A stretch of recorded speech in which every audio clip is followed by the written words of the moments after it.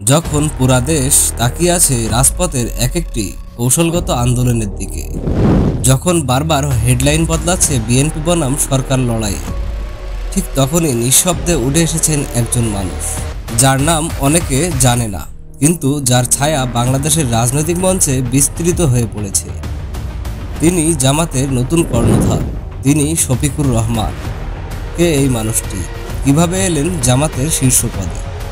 আর কেন তিনি এখন মিডিয়া থেকে দূরে থেকেও সবচেয়ে আলোচিত নাম? হ্যালো বন্ধুরা, আমি Ashik Jackie. Welcome to Biomotivics. আজ আমরা বলবো এমন একজন নেতার গল্প যিনি কখনোই মিডিয়ার ফ্ল্যাশে হাসেননি, কিন্তু চুপচাপ থেকে নেতৃত্ব দিয়েছেন লাখো অনুসারীকে। তিনি শুধু একজন রাজনীতিবিদ নন, তিনি ক্রমান্বয়ে শিক্ষক, ডাক্তার, দার্শনিক, সংগঠক এবং জামাত ইসলামী বাংলাদেশের আমির। চলুন জেনে আসি তার জীবনের পরতে পরতে ছড়িয়ে থাকা গল্পগুলো। ডক্টর শফিকুর রহমান জন্মগ্রহণ করেন 31 অক্টোবর 1958 সালে মৌলভীবাজারের কুলাইড়া উপজেলার ভাটেরা ইউনিয়নে। তিনি ছিলেন আব্রু মিয়া ও খতিবুন্নেসার তৃতীয় পুত্র। একটি ধর্মভিত্তিক আদর্শবান মুসলিম পরিবারে তার জন্ম।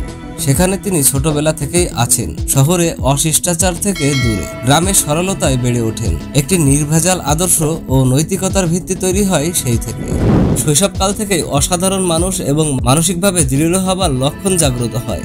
গ্রামের প্রাচীন মসজিদ থেকে শুরু করে পারিবারিক দোয়া মত বিনিময়ে তিনি ইসলামী জীবনের মূল্য ও নীতি আয়ত্ত করেন। তার নৈতিক মেরুদণ্ড এই সময়েই প্রতিষ্ঠিত হয়। 1974 সালে ব্রাহ্মণচল হাই স্কুল থেকে এসএসসি এবং 1976 সালে মুরারি চাঁদ কলেজ থেকে এইচএসসি সম্পন্ন করেন।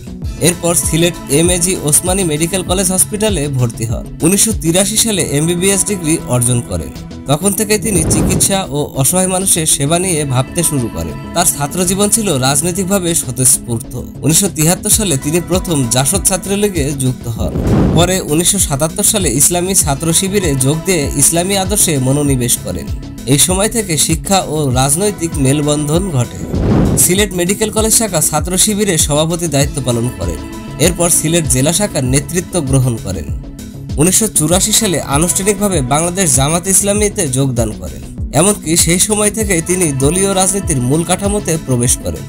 1985 সালে কেন্দ্রীয় মাজলিসি শুরার সদস্য হন।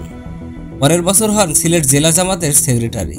1991 থেকে 98 জেলা আমির হিসেবে দায়িত্ব পালন করেন। 1998 থেকে 2007 সাল পর্যন্ত সিলেট শহর ইউনিটে আমির। 2010 সালে অ্যাসিস্ট্যান্ট সেক্রেটারি জেনারেল, 2011 সালে অ্যাক্টিং সেক্রেটারি জেনারেল এবং 2016 সালে পূর্ণাঙ্গ সেক্রেটারি জেনারেল নির্বাচিত হন। এই দীর্ঘযাত্রায় তিনি প্রতিটি পর্যায়ে নিজের সাংগঠনিক দক্ষতা ও ট্রান্সপারেন্সি নিশ্চিত করেছেন, যা তাকে দলীয় স্বীকৃতির কেন্দ্রবিন্দুতে নিয়ে আসে। 12 নভেম্বর 2019-এ জামাতে ইসলামীর আমির হিসেবে নির্বাচিত হন। আগে ছিলেন দলের সেক্রেটারি জেনারেল। নির্বাচনের জন্য যা হয়েছিল একটি সরাসরি ভোট। 17 অক্টোবর থেকে 10 নভেম্বর পর্যন্ত চলা দলের এনহাউস পদ্ধতি, যেখানে লক্ষাধিক কর্মী অংশ নেন।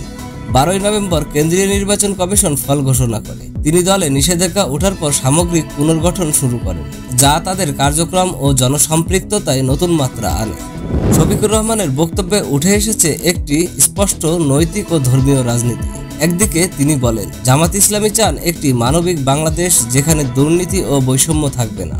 উত্তেজনার পরিবর্তে তিনি দক্ষ সংগঠন, সমাজ উন্নয়ন ও আইনি পথেই বিশ্বাসী। তিনি রাজনীতি ও বিক্ষোভের মাঝে ইমামের মতো শান্ত বিশ্লেষণধর্মী অবস্থান নিয়েছেন। প্রবৃদ্ধি নয়, ন্যায় ও নৈতিকতা প্রধান উদ্দেশ্য বলে বিবেচনা করেন।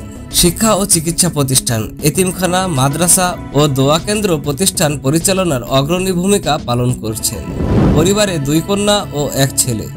স্ত্রী ডাক্তার আমিনা 2001 ও 2006 সালে 8ম সংসদে সংরক্ষিত আসনের সদস্য ছিলেন। তার নিজস্ব জীবনে ধর্মমর্যাদা, আদর্শ এবং সবার মাঝে ন্যায় বিচার প্রতিষ্ঠার প্রবল আকাঙ্ক্ষা প্রকাশ করে। শফিকুর রহমান অজস্র আন্তর্জাতিক সফরে গেছেন, যেমন সৌদি আরব, যুক্তরাজ্য, জার্মানি, ইতালি, তুরস্ক, মালয়েশিয়া, সংযুক্ত আরব আমিরাত, ফিলিপাইন ও ব্রুনেই সহ নানা দেশে তিনি রাজনৈতিক ও ধর্মীয় আলোচনায় অংশগ্রহণ করেছেন। বর্তমান সময়ে তিনি নির্বাচনের জন্য ফেব্রুয়ারি 2026 বা সর্বোচ্চ এপ্রিল 2026 সময় তালিকা প্রস্তাব করেন, রমজান ও জনগণের স্বাচ্ছন্দ্য বিবেচনা করে। যদি নির্বাচন আজকে দুঃস্বপ্নের মতো হয় তাহলে তিনি এটি প্রতিরোধের হুকুম দিয়েছেন, কোনো শ্যাম ইলেকশন গ্রহণ করবেন। সম্প্রতি ঢাকা সোহরাওয়ার্দী উদ্যানে জোটবদ্ধ জনসভায় ভাষণে তিনি দুর্নীতির বিরুদ্ধে বিদ্রোহ ঘোষণা করেন। বক্তৃতার সময় অসুস্থ হয়ে পড়েও তিনি ফিরে আসেন এবং বক্তব্য শেষ করেন। নিজে বলেছেন, আমরা এমন বাংলাদেশ চাই যেখানে সকল ধর্মের লোক একত্রে থাকবে, কোনো ভেদাভেদ থাকবে না। এই ছিল ডক্টর শফিকুর রহমানের জীবনী। একজন শিক্ষক, রাজনীতিবিদ, রাষ্ট্র শৃঙ্খলা রক্ষাকারী নেতা হওয়ার অদেখা যাত্রা। মিডিয়ার লাইট থেকে ততটা দূরেও ছিলেন, তবে রাজনৈতিক প্রেক্ষাপটে তার ভূমিকা অদৃশ্যভাবে শক্তিশালী। আপনার মতে এই ধরনের শান্ত, যুক্তিসম্মত নেতৃত্ব বাংলাদেশের প্রয়োজন? নিচে কমেন্ট করে জানান। ভিডিও ভালো লাগলে লাইক দিন, বন্ধুদের মাঝে শেয়ার করুন আর সাবস্ক্রাইব করুন বায়োমোটিভেক্স, নির্ভুল তথ্য ও অনুপ্রেরণামূলক গল্পের জন্য। পরবর্তী ভিডিওতে আবার দেখা হবে। ধন্যবাদ সবাইকে। আল্লাহ হাফেজ।